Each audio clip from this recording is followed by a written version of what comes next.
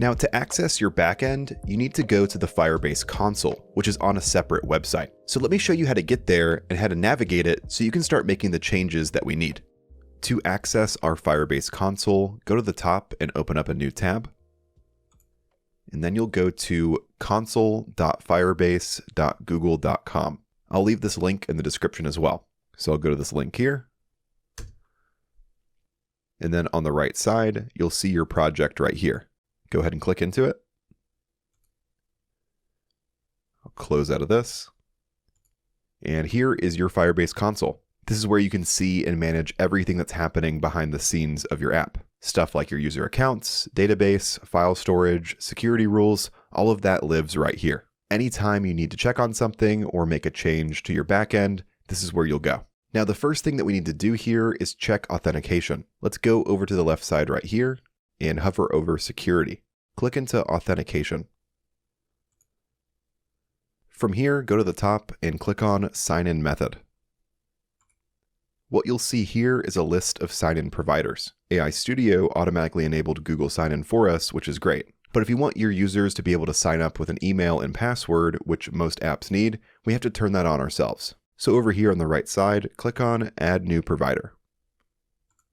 And here, click on Email and Password. And we'll enable this right here. And click Save.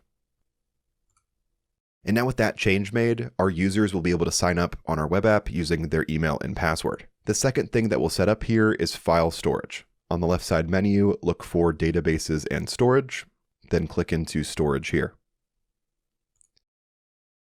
When you open this for the first time, Firebase is going to ask you to upgrade to the Blaze plan. Don't worry because this is completely normal. Firebase storage requires a billing account to be on file before you can use it. But here's the important thing to understand. You're not signing up for a paid subscription.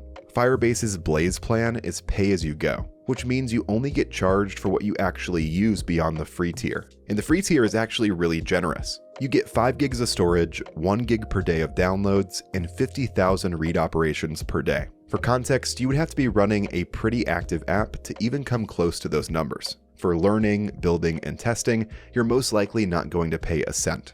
So let's click on Upgrade Project.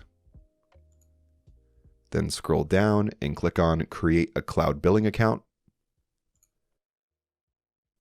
Click on Agree and Continue.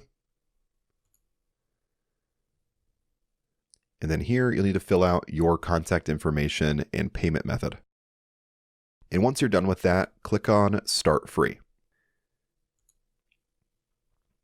Now, depending on your payment method, you might see a pop-up here asking for a one-time $10 prepayment. This is just Google verifying your payment method, and it's not a charge for Firebase. Once it's credited to your account, you'll also get free trial credits. And if you ever close your billing account, the $10 is refundable. So I'll click on OK right here.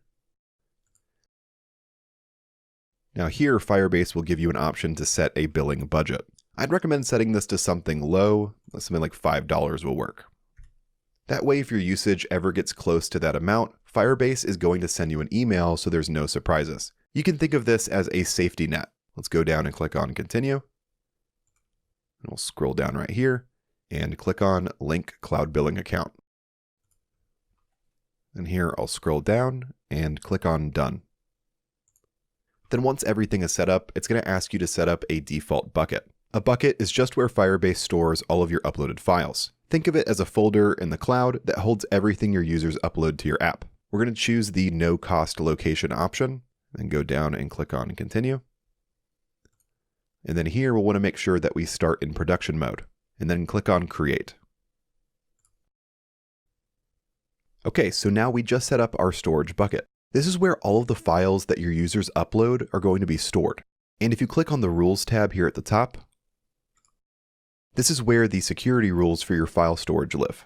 We'll come back here a little bit later on in the video and update these once we have a few more things set up. So to recap everything that we just did before we move on, we successfully set up our storage bucket, and earlier we enabled email and password authentication. There are some other things in the Firebase console that we need to come back to a little bit later on in the video, but for now, these are the 2 things that we had to get done here before we can test our app.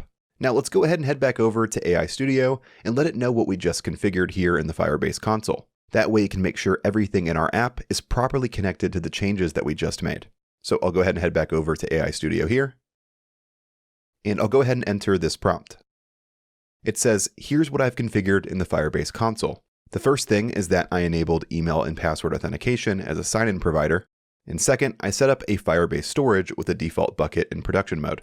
At the bottom here, I say, please make sure the app's file upload feature is fully connected to Firebase storage and that the email password authentication flow is working correctly for both sign up and sign in. So here what we're doing is giving AI Studio the context of exactly what's changed within Firebase on the backend. And I would highly recommend doing this anytime you change anything within the backend of your app using Firebase. You just want to give AI Studio the context of what's changed. That way it's able to work through the code for you and make sure everything is working properly. So let's go ahead and send this prompt here.